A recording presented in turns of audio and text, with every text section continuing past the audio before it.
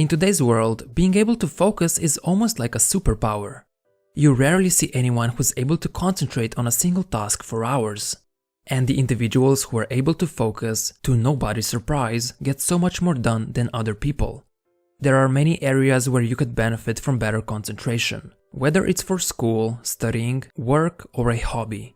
If you're able to focus, you can get your desired results faster. So today I'll explain what's holding you back from focusing and what you can do to improve it. And I know you're procrastinating at this very moment by watching this video, but I'll make it worth your while. So grab a pen and a piece of paper. Make sure to write down a few key points about whatever you learn in this video. This way you'll get the maximum value out of your procrastination session.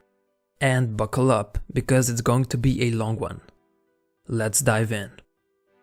We have two types of focus: scattered focus and directed focus. Scattered focus is broadly distributed attention. This is your typical multitasker trying to do many things at the same time. Cleaning the house while talking on the phone while cooking dinner. Or someone who's trying to focus on one thing but they keep thinking about something else at the same time. And this is what most people do. They divide their attention towards many different things. The problem with this type of focus is that your brain is extremely bad at switching between multiple things at once. You see, when you switch from one task to another, it's not an instantaneous switch.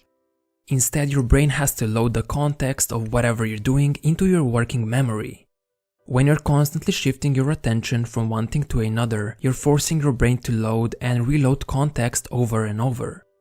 Essentially, you end up wasting a ton of mental energy switching back and forth, leaving you exhausted without getting much done. Now, on the other side, we have directed focus. You achieve it by directing your attention to a single action while ignoring everything else. This is what you should aim to achieve, and it's how high achievers direct their focus. They concentrate on one thing at a time like a laser beam. And they do that thing to the maximum of their ability while disregarding all other stimuli. So what can you do to avoid scattered focus? It's simple. You should aim to remove all distractions and avoid any stimuli which could potentially harm your concentration. Let's look at it this way. Let's say you have 5 units of focus available at any time. That means you can use those 5 units in any way you like. For example, you could use them all on studying, thus achieving directed focus there. Now, let's say your mom enters your room while you're studying and tells you that dinner will be ready in 45 minutes.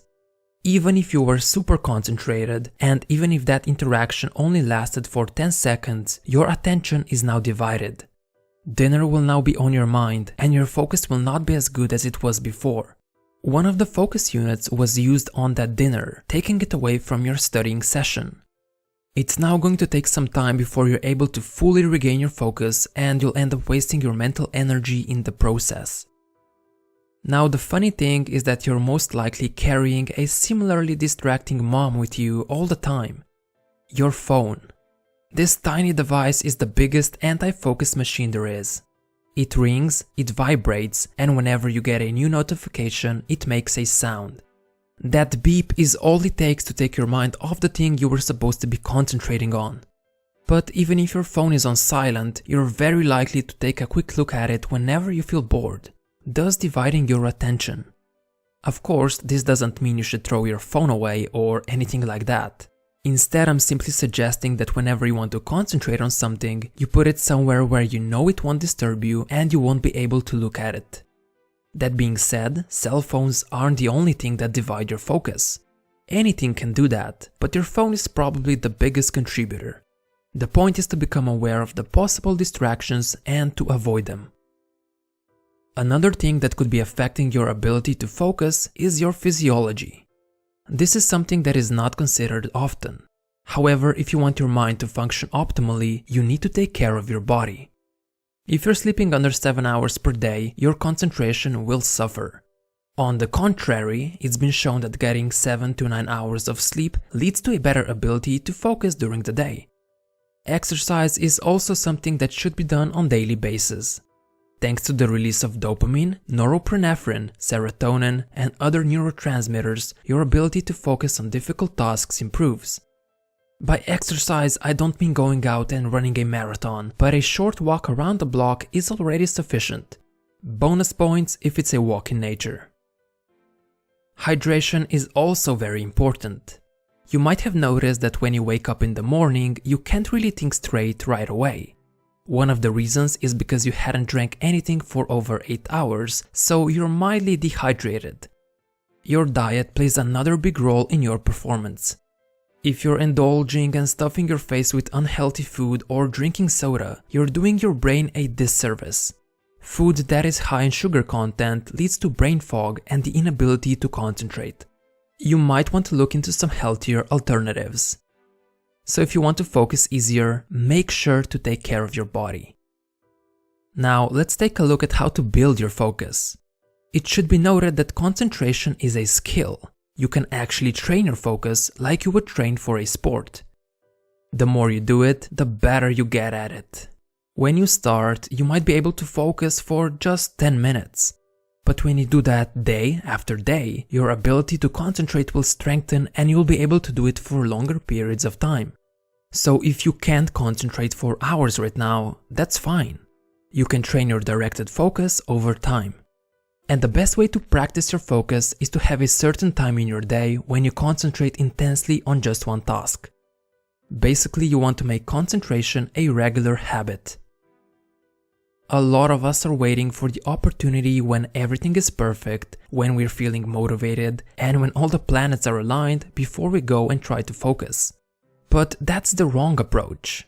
Instead, it's way better to have a dedicated time in the day when you sit down and just concentrate on one thing for as long as you can. You then want to protect that block of time. The best time for focus is in the morning, about 1 hour after waking up. Usually that's when you're fully awake and your mind is not yet occupied with other things that require your attention. Plus, at the time you typically have no distractions and you have all your focus units ready to be distributed.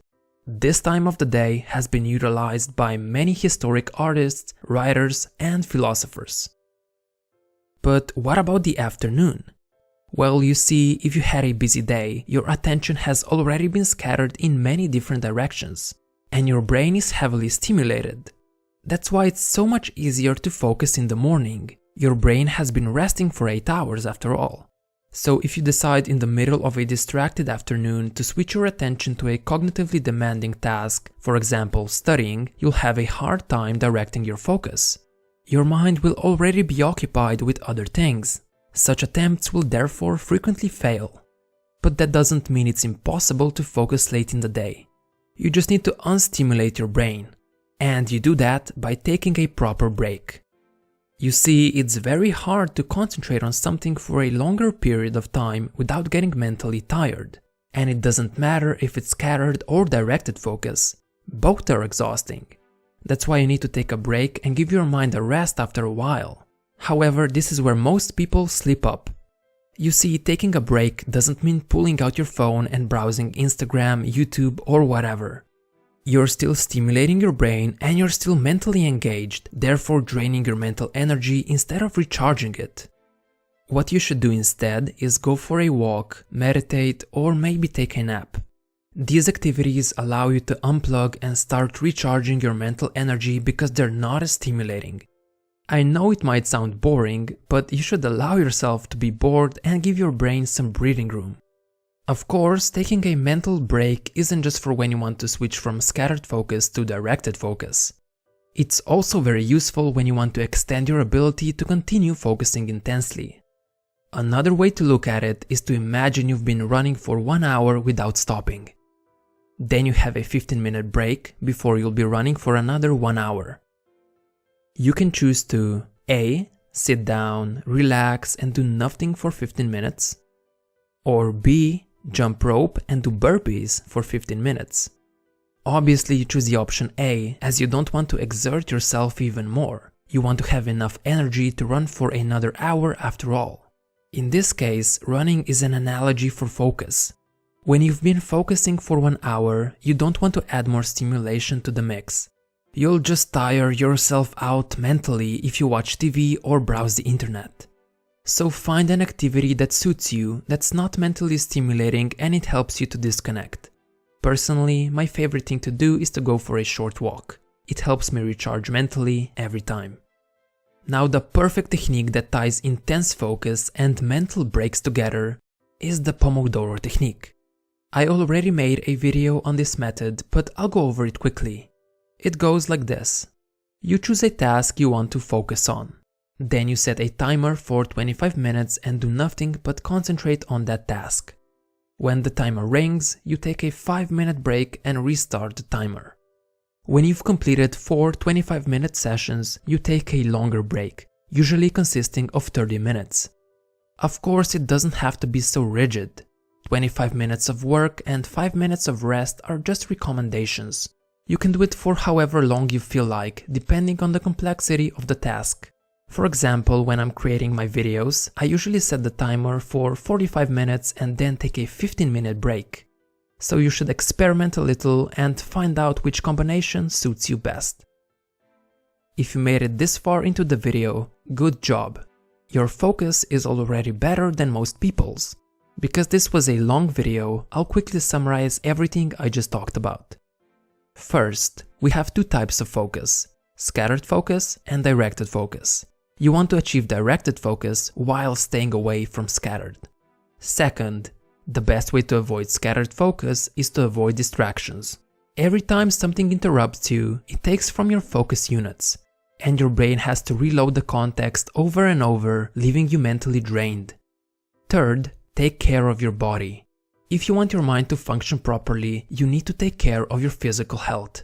That means getting enough sleep, exercising regularly, keeping hydrated, and watching what you put in your mouth. Fourth, concentration is a skill. If you can't focus right now, that's fine. You can train your concentration like you would train for a sport, and over time you'll get better at it. Fifth, make focus a daily habit.